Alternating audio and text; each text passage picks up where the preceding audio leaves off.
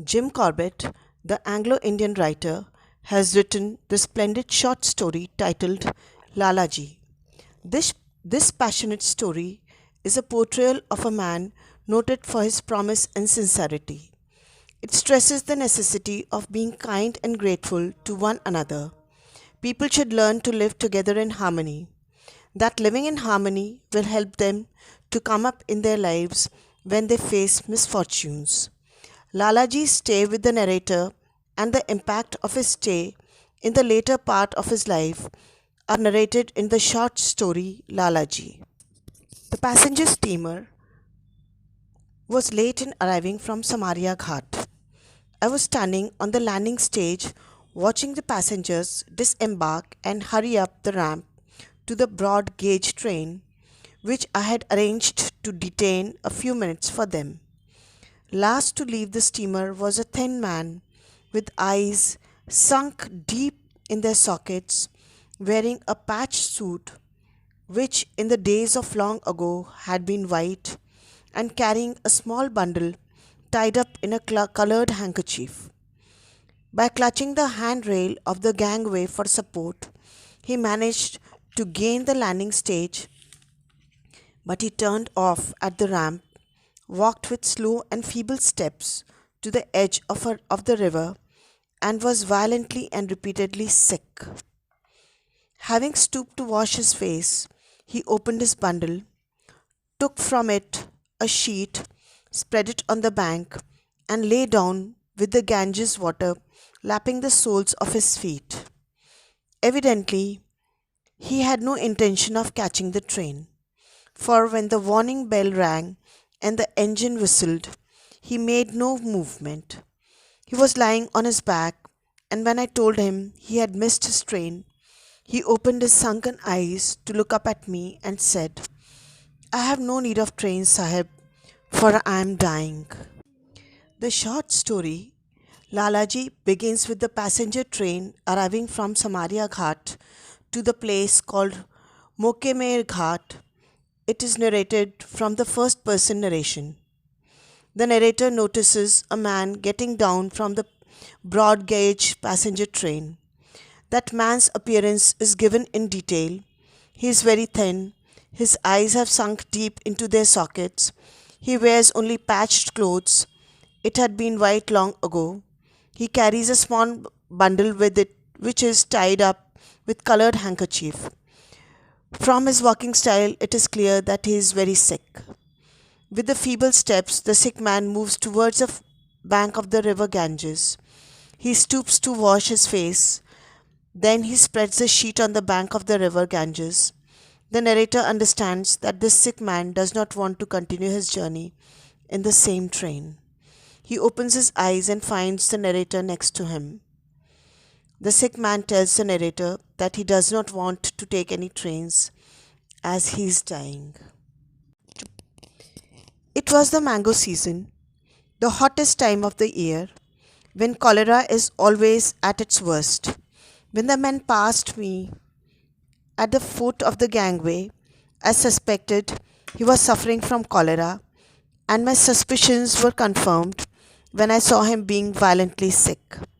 In reply to my questions, the man said he was traveling alone and had no friends at Mokame, so I helped him to his feet and led him the 200 yards that separated my bungalow from the Ganges. Then I made him comfortable in my Pankha Coolie's house, which was empty and detached from the servants' quarters. He comes to spend only the last moment of his life near the holy Ganges. He is aware of his health condition. The narrator too realizes that cholera is an epidemic in all areas. In the summer season, the sick man might have been affected by cholera. From his violently sick condition, he confirms that he is affected by the disease only.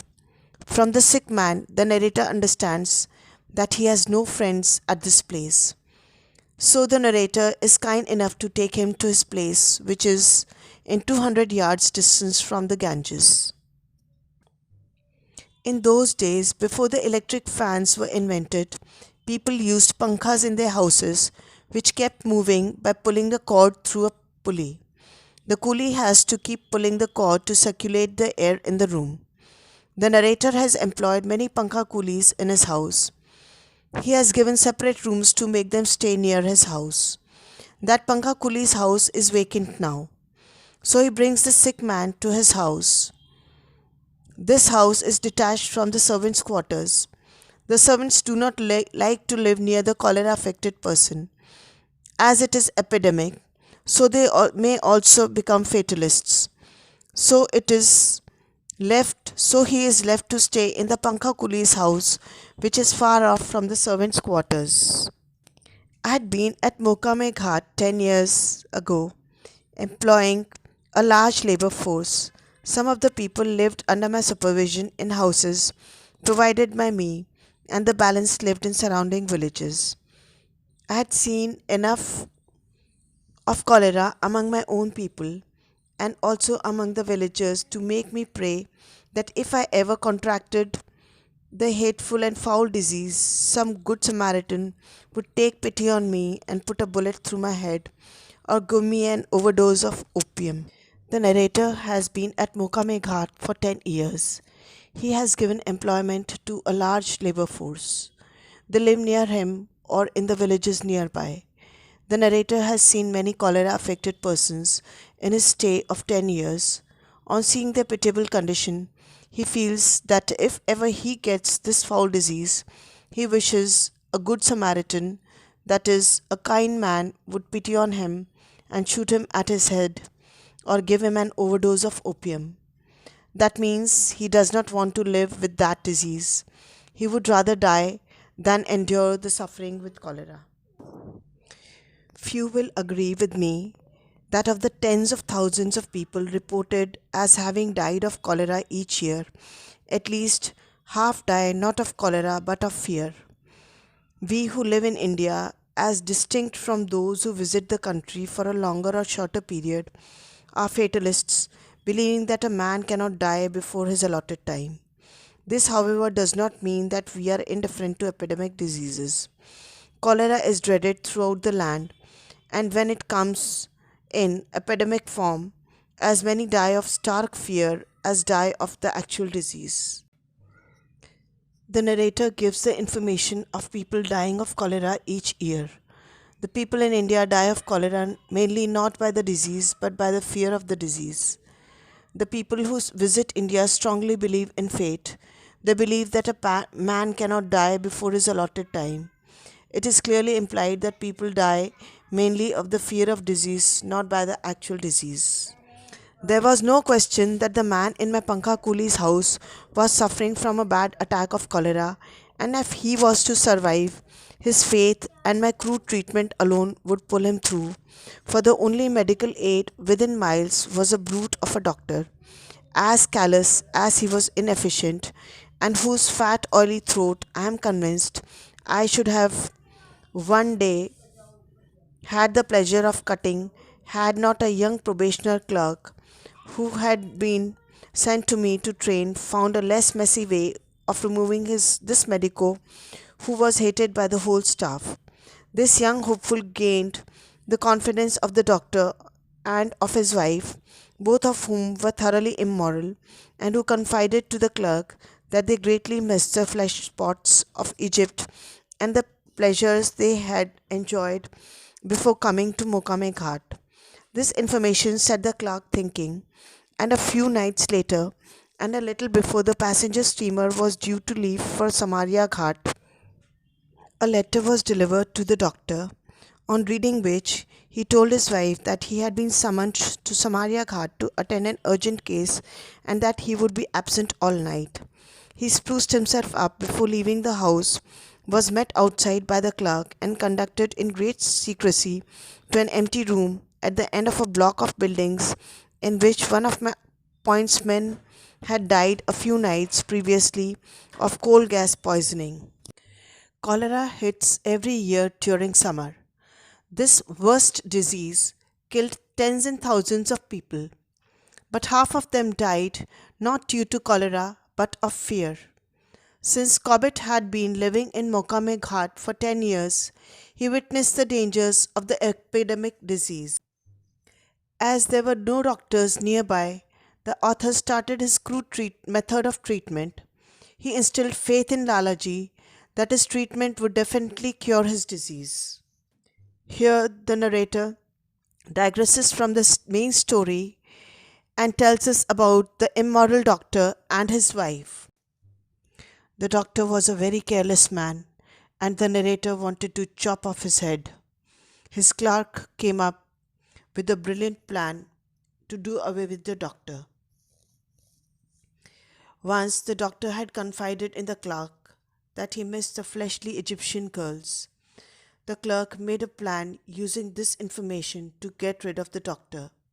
He cunningly took him to a dark room in secrecy and locked him up. After the doctor had been waiting some time in the room, which had a single solid door and a small grated window, the door opened to admit a heavily veiled figure and was then pulled to and locked on the outside. A heavily veiled person came into the room after some time, and then the door was locked from outside. I was returning late that night through the goods sheds and overheard part of a very animated conversation between the probationer clerk and a companion he was relieving on night duty. Next morning, on my way to work, I saw a crowd of men in front of the late pointman's quarters and was informed by a most innocent looking spectator that there appeared to be someone inside, though the door was padlocked on the outside.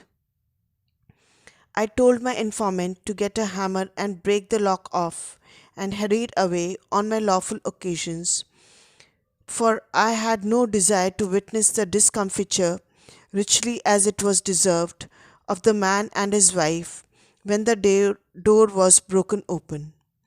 Three entries appear in my diary for that date. Doctor and his wife left on urgent private affairs. Shivdeb, probationer, confirmed as a tally clerk on salary of 20 rupees per month. Lock points alleged to have been run over by engine, replaced by new one. And that was the last Mukame Ghat ever saw of the man who was a disgrace to the honorable profession he claimed to belong. The doctor was a very careless man, and the narrator wanted to chop his head off. His clerk came upon a brilliant plan to do away with the doctor. Once the doctor had confided in the clerk that he missed the fleshly Egyptian girls. The clerk made a plan using this information to get rid of the doctor. He cunningly took him to a dark room in secrecy and locked him up. A heavily veiled person came into the room after some time, and then the door was locked from outside. He narrates the story of how the next morning some people gathered near the pointsman's quarters as they heard some conversation inside the locked room. The narrator suggested them to break off the lock and went away to pursue his duty. Later that day, he made 3 diary entries. The doctor and his wife had left the Mokame Ghat for some private reasons. The second one, the probationer clerk was confirmed on the salary of rupees 20 per month.